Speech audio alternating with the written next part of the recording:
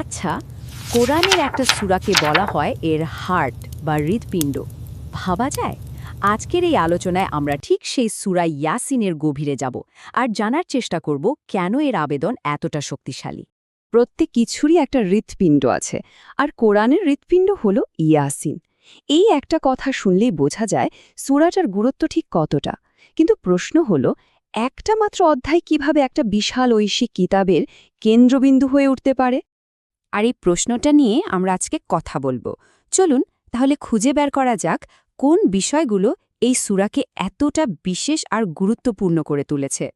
তো প্রথমেই আমরা দেখব কোন মূল আইডিয়াগুলোর জন্য সূরা ইয়াসিনকে কোরআনের হৃৎপিণ্ড বলা হয়। সূরাটার একেবারে ভেতরে ঢোকার আগে এর মূল বার্তাটা কি সেটা বুঝতে হবে। আর মজার ব্যাপার হলো, এর শুরুতেই কিন্তু সেটা একদম পরিষ্কার করে বলে দেয়া হয়েছে। মানে একদম পরিষ্কার, সূরা ইয়াসিনের মূল কাজটাই হলো একটা ওয়ার্নিং বা সতর্কবার্তা পৌঁছে দেওয়া।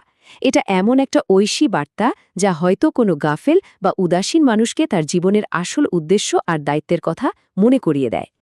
এরপর এই সতর্কবার্তার পরে সূরাটা আমাদের একটা অসাধারণ গল্পের দিকে নিয়ে যায়। এমন একটা গল্প যা বিশ্বাস আর অবিশ্বাসের ফলাফলটা চোখে আঙুল দিয়ে দেখিয়ে দেয়।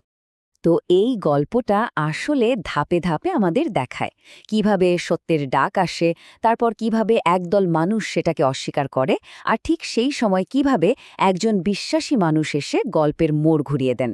শেষে দুজনের পরিণতিও কিন্তু একদম পরিষ্কার করে দেওয়া হয়। এটা যেন বিশ্বাস আর অবিশ্বাসের একটা জ্বলজ্বন্ত উদাহরণ। তো একটা ঐতিহাসিক গল্পের পর সূরা ইয়াসিন এবার আমাদের মনোযোগ নিয়ে যায় আরেকটা দিকে। সেটা হলো প্রকৃতি আর এই মহাবিশ্ব। একবার খেয়াল করে দেখুন, একদিকে আসমান আরেকদিকে জামিন। সূরাটা আমাদের চারপাশের খুব সাধারণ কিন্তু অবিশ্বাস্য কিছু নিদর্শনের দিকে তাকাতে বলছে, যেমন সূর্যের তার নিজের পথে চলা, চাঁদের বিভিন্ন দশা, আবার এদিকে মরে যাওয়া মাটিতে বৃষ্টির পর প্রাণের সঞ্চার। এই সবকিছুকেই একজন একক মহাশক্তিমান স্রষ্টার অস্তিত্বের প্রমাণ হিসেবে দেখানো হয়েছে। আর এখন আমরা আসছি এই সূরার সবচেয়ে ক্লাইম্যাকটিক বা চূড়ান্ত একটা যুক্তির দিকে, আর সেটা হলো পুনরুত্থান, মানে মৃত্যুর পরে আবার বেঁচে ওঠার ধারণা। দেখুন, সূরাটা কিন্তু মানুষের মনের সবচেয়ে বড় প্রশ্নটাকেই সরাসরি সামনে নিয়ে আসছে, যে পচে গলে যাওয়া হাড়ে আবার জীবন দেবেটাকে, এটা কিভাবে সম্ভব? আর এর জবাবে যে যুক্তিটা দেয়া হয় সেটা একই সাথে খুব সহজ কিন্তু অসম্ভব শক্তিশালী। কথাটা হলো, যিনি প্রথমবার শূন্য থেকে সব কিছু বানাতে পারেন, তার জন্য কি দ্বিতীয়বার সেটা তৈরি করা কোনো কঠিন কাজ? এটাই আসলে পুনরুত্থানের পক্ষে সবচেয়ে বড় যৌক্তিক প্রমাণ। তাহলে দেখুন, এই যে চারটা পিলার, একটা পরিষ্কার সতর্কবার্তা, একটা শিক্ষণীয় গল্প, প্রকৃতির মধ্যে থেকে প্রমাণ, আর পরকালের নিশ্চিত ওয়াদা, এই সব মিলিয়েই কিন্তু সূরা ইয়াসিন। আর এই বিষয়গুলোই একে কোরআনের হৃৎপিণ্ডের মতো একটা জায়গায় নিয়ে গেছে। এখানে হৃৎপিণ্ড বা কল্ব শব্দটা কিন্তু খুব ইন্টারেস্টিং। ইসলামিক কল্ব মানে শুধু শরীরের একটা অঙ্গ না, বরং এটা হলো আধ্যাত্মিক অনুভূতির কেন্দ্র। মানে আমাদের বিশ্বাস, ইচ্ছা সবকিছু এখান থেকে আসে।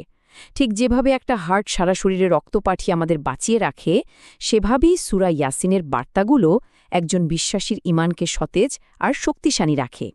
তো সবশেষে একটা প্রশ্ন কিন্তু থেকেই যায়, একটা বার্তা কতটা শক্তিশালী আর চিরন্তন হলে তা শতাব্দীর পর শতাব্দী ধরে কোটি কোটি মানুষের বিশ্বাসের একেবারে কেন্দ্রবিন্দুতে থাকতে পারে? সূরা ইয়াসিনের আবেদনটা ঠিক এখানেই।